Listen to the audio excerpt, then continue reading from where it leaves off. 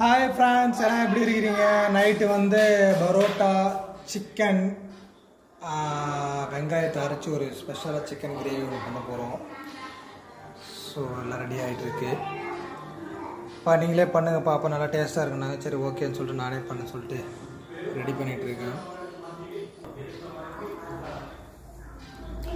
சும்மா ஜஸ்ட் வந்து பார்த்தீங்கன்னா நமக்கு ஸ்டாரு, அந்த பட்டை, லவங்கம், ஏலக்காய், சும்மா அதை மட்டும் லைட்டாக இது பண்ணிவிட்டு லைட்டாக இது கொஞ்சம் ஃப்ரை பண்ணிவிட்டு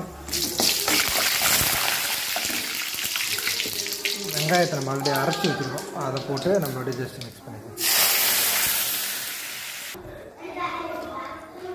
நல்லா அந்த பூண்டு நம்ம அரைச்சதுனால ஜஸ்ட்டு அப்படியே போட்டு கொஞ்சம் ஸ்மெல் போன பிறகு இஞ்சி பூண்டு பேஸ்ட்டு போட்டுட்டு தக்காளியை போட்டுட்டு அப்படியே சிக்கன் வாஷ் பண்ணி வச்சுருக்கோம்.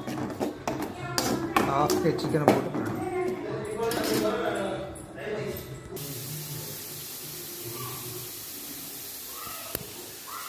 எடுத்து வச்சுருங்க. சிக்கன் வாஷ் பண்ணியாச்சு. சிக்கன் 1 kg வாஷ் பண்ணியிருக்கோம்.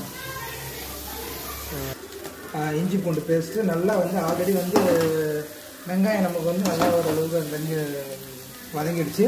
ஸோ இப்போ நம்ம வந்து இஞ்சி பூண்டு பேஸ்ட்டு போட்டு ரொம்ப வதக்கணும் அவசியம் இல்லைங்க. ஜஸ்ட் அந்த பச்சை ஸ்மெல்லு போகணும், அவ்வளோதான். அதுக்கு தகுந்த மாதிரி நல்லா வதக்கிட்டு நம்ம எடுத்து வச்சோம்லாம். சில பேர் போட்டு அப்படியே கருதுற அளவுக்கு இது பண்ணுவாங்க, அந்த மாதிரி பண்ண தேவையில்லை. இஞ்சி பூண்டு பேஸ்ட் போகணும்னா தீயை கொஞ்சம் குறைச்சிக்கணும், லைட்டாக குறைச்சிட்டு நிறைய போட்டிங்கன்னா ஒரு 5 minutes மேக்ஸிமம் ஸ்மெல்லு போய் நல்லா வந்துடும். ஸோ அதுக்கப்புறம் நீங்கள் தக்காளி மிக்ஸ் பண்ணிவிட்டு மசாலா மிக்ஸ் பண்ணிக்கலாம். மசாலா ஒன்றும் பெருசாக இல்லை, நம்ம ஆல்ரெடி கடையில் விற்கிறாங்க. சிக்கன் பொடி, வெறும் மிளகாத்தூள், இப்போ வீட்டில் ஒரு சில பேர் அழைச்சிருப்போம், அதை யூஸ் பண்ணி அதனால யூஸ் பண்ணிவிட்டு அவ்வளோ ஒன்றும் பெருசாக எதுவும் தேவையில்லை. உப்பு தேவையான அளவு உப்பு போட்டுக்கணும். இப்போ என்னென்னு பார்த்தீங்கன்னா வெங்காயம் போட்டு இஞ்சி பூண்டு பேஸ்ட் போய் இப்போ தக்காளி போடாமல் நம்ம என்ன பண்ண கேட்டிங்கன்னா சிக்கன் நீங்கள் என்ன போடணும், அந்த இஞ்சி பூண்டு பேஸ்ட்டு போடுங்க. அதோடய சிக்கனை ஒரு 2 நிமிஷம் போட்டு எடுத்துன்னு வச்சிங்களேன், அதில் வந்து காரம் சில பேர் மசாலாவே ஏரில் போல் அடிக்கிறாங்க. அதனால் இது வந்து பார்த்தீங்கன்னா நல்லா ஒரு 5 minutes இது கூட ஜஸ்ட் அப்படியே நீங்கள் ரோல் பண்ணி எடுத்துகிட்டு அப்புறமா அதுக்கடுத்து நீங்கள் வந்து தக்காளி லாஸ்ட்டாக ஆட் பண்ணிக்கலாம். அதை நீங்கள் ஃபஸ்ட்டு ஆட் பண்ண வச்சுங்க. இப்போ இது அடுத்த ஸ்டேஜ் நீங்கள் வந்து கொஞ்சம் தயிர் இருந்தால் இல்லை லெமன் அதுமாரி, இல்லைனாக்கா நீங்கள் டைரெக்டாக வந்து நம்ம வந்து மசாலா போட்டு கொஞ்சம் நேரம் கழிச்சு நம்ம இஞ்சி பூண்டு தக்காளியை ஆட் பண்ணிக்கலாம். இதில் வச்சிங்கன்னா ஆட்டோமேட்டிக்காக அது வந்து இந்த மசாலா கொஞ்சம் ஏறுன்னு வச்சுக்கலாம். நான் ஆல்ரெடி கொஞ்சம் சால்ட்டு போட்டேன். இதுக்கு அடுத்தது நம்ம வந்து மசாலா போட்டுக்கலாம். பார்த்தீங்கன்னா இப்போ அதுலேருந்து லைட்டாக கொஞ்சம் தண்ணி வந்த மாதிரி. ஸோ இந்த ஸ்டேஜில் நம்ம வந்து மசாலா போட்டுக்கலாம். அப்புறம் லாஸ்ட்டாக வேணால் தக்காளி போட்டுக்கலாம். அவங்க இன்னும் கொஞ்சம் தண்ணி வந்த பிறகு இது பண்ணாங்க வெளிச்சுமே.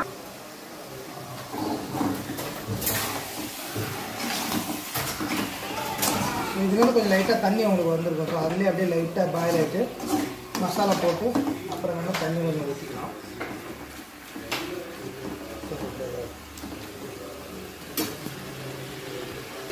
சிக்கன் மசாலா போட்டு வீட்டில் இருக்க மசாலா, சிக்கன் மசாலா கடையில் இருக்குது, அது மட்டும்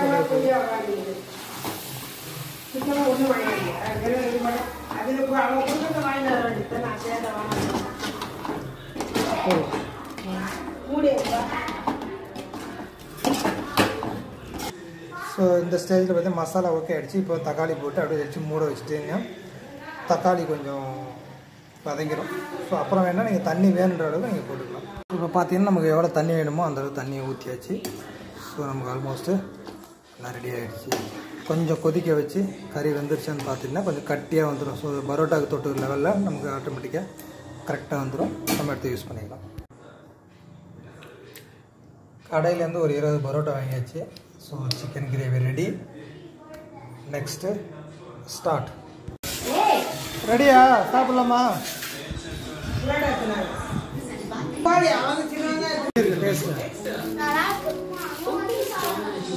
எப்படி டேஸ்ட்?